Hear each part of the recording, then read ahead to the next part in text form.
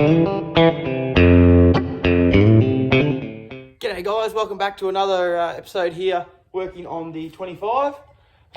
This episode might be a little boring. I'll try and make it short and sweet. We're going to start cleaning. I'll explain how I'm going to do that and then dig into it. I won't show you too much because it might not be that interesting, but see how we go. Alright, here we go. So this is all the stuff that came out of the oil pan there. Basically, we've got a tub with a bit of petrol in it. As you can see, it's already going pretty black. And we're just going to clean each piece. I've got a paintbrush here, got some petrol in a tub, and I'm just going to start cleaning all the crap, gunk off everything. Okay, so we've moved on to the top of the block.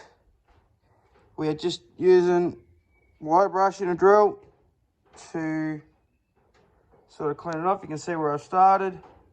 We're going to make sure we get a good all the way over. Bit of carbon on the top of the sleeves and stuff, which I've got to clean off. So yeah, we'll rip into that. So I'm not 100% sure how all this works. As you can see, I've cleaned the top of the block. I'll give it another clean. I got all the carbon and stuff off, but I'll give it another quick clean before we actually put the head on. But yeah, so this here is the oil feed comes up to the rocker gear. The pipe that comes out the bottom goes down near the oil pump. Now, I think it looks a bit damaged, but I think it must be a flare fitting. You poke it through the block, then put a flare on it and drop it back down and tighten this up. And that's how that holds that pipe in. Now, that pipe's actually come off. It was not connected when I pulled the oil pump and everything apart. So I can only guess, but that's what it looks like. So if someone knows how that works, let me know. All right, so next up, we're going to do a little bit of honing on the bores. So I've set up a time lapse. You can watch me hone. So there we go.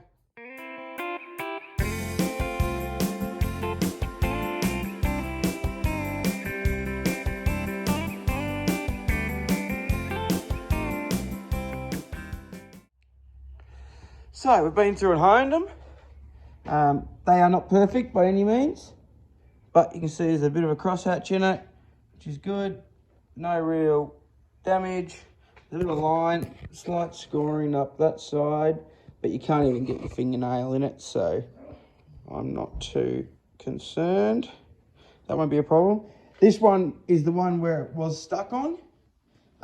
Once again, you can just feel it. It's a little bit rough. Try and show it here.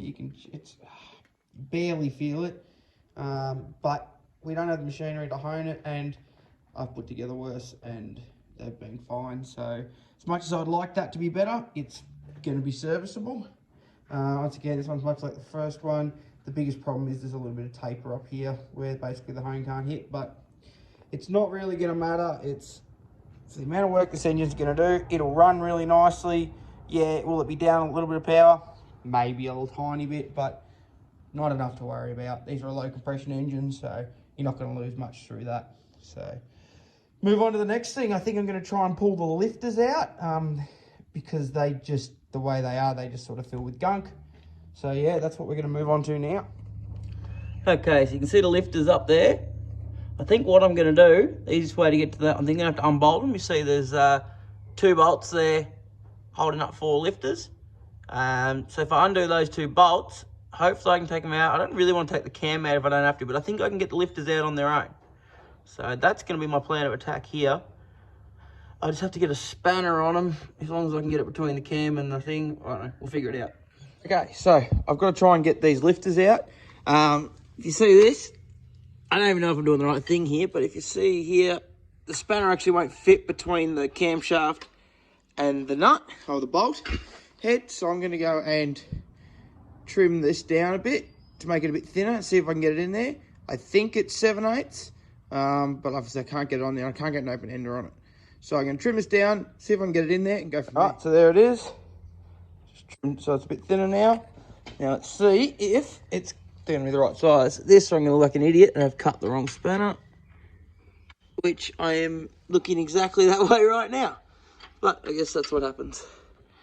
So I'll get a bigger spanner on it, which, I don't know what it's going to be. Let's have a think. I don't want to cut too many spanners up. This wasn't too far off. I thought it was 7/8, but it's actually 15/16. So let's see if I can just... So as it turns out, the bolt is just a tiniest little bit too long. A couple more threads and you'll be able to get it out, but it's hitting the camshaft. So that is a pain in the bum, but loosening it has made this loose and drop down a bit to the point where I can actually just push the lifters out and get them out the side. So I've already taken this one, given it a clean. Probably needs a little bit more of a clean actually. Mainly I'm just worried about any gunk built up inside them. Just so that when we adjust the rockers, adjust the valves, there's nothing sitting under the push rods and making it so that the valve lash will be wrong. So anyway, I'm going to pop them all out one by one, clean them, put them back in and tighten it all back up. So as we know, the oil pump in the other tractor is a little bit average. And there's a couple of unusual things going on with the oil pump. So we're going to pull the one out of this parts tractor out, which entails taking off this cover. The oil pump's in under there. We'll see how I go getting in there, and should be able to just get the oil pump out and get the drive shaft out and go from there. So there's the oil pump there. As you can see, we've got this line that actually goes up to the oil filter, which is up there. And you got that line that goes down to the, that's a strainer there where the oil pickup happens. And you can see if you look up there, there is a gear drive onto the camshaft, and then we've got that oil line coming out and going up past the camshaft up there. So I believe that one goes to the head, but I don't know exactly how all that works. But anyway, so the plan is you've got to undo those two pipes.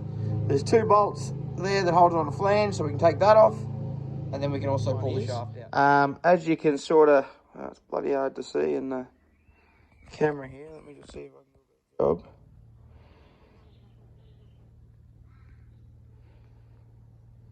As you can see, that's sort of really worn. It shouldn't be a diamond shape, it should be a rectangle. And where it goes into, which is right here, once again, it should be a slot, and it's got, you know, it's badly worn. And then also, this piece here, this shaft, it's seized. I can't get it to turn. A bit of heat, I'm sure I'd be able to free it up.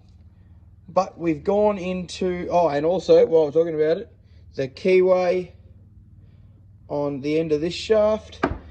There's the key. That's the driven gear, that's the drive gear.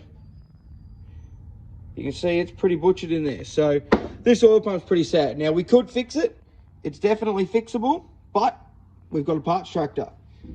So we pulled this one out in the video you saw, and as you can see, she turns beautifully. So I'm going to start pulling it apart. Hopefully there's no wear inside like that one's got. If that's the case, I'm going to pull it apart, clean it, reassemble it, and probably just put it straight back in the tractor because it's essentially good to go. All right, guys, let's get into it.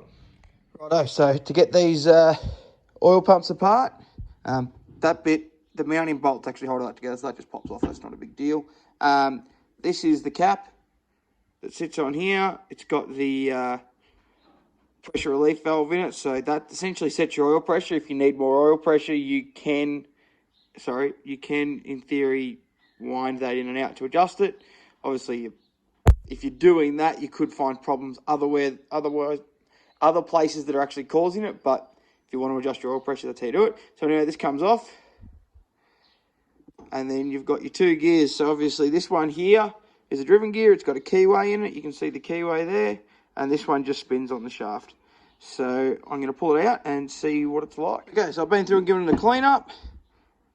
Still a bit wet in there and whatnot, but that's all right. I'll finish cleaning it properly before I put it all back together finally. But yeah, so this is that gear. As I said, the other one's all sloppy there. This one is almost perfect, so that's awesome. No slop there at all. The other gear is fine, which is all good. Here's how the check valve works. It's literally just the ball goes in there. You can actually see it in there.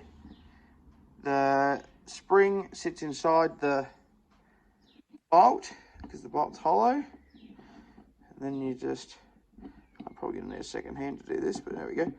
You run that in, that puts tension on the spring, holds the ball on the seat, and that just stops the, and then that allows the oil pressure the oil to escape, to stop deadheading the pump if something was to block up or whatnot, so you wouldn't blow the pump or break the camshaft or anything crazy like that. But yeah, so then that's the drive. So I'm not even going to pull it apart because it's actually in really good nick and it's happy and spins free and there's no play. So I just need some thin gasket paper. As you can see, there's a gasket here. There's actually a gasket here too. There it is. You can see there's a gasket on there. I need some fresh gasket paper so I can make those 2 gaskets. A bit of Vaseline to pack the pump so that it picks up oil pressure. And yeah, it'd be a case of putting it back together. So pretty happy with that. That pump is, as I said, almost perfect. So pretty happy very indeed. All right, thanks for watching this video, guys. I know it's been a bit all over the place. I've been doing a little bit of this and a little bit of that. Slowly chipping away at, obviously, the 25, the bottom end. We've started stealing some parts off the parts tractor, which looks inside actually to be not bad condition. So looks like it's going to have some good parts that we'll be able to transfer across. Yeah, and just gradually cleaning it all up, and hopefully it's actually not that long until we start putting it back together. I'm not going to strip it any further than it really needs to be, so hopefully that doesn't come back to bite us, but I guess it is what it is. All right, guys, thanks for that. Like, subscribe, and we'll see you on the next one. Bye.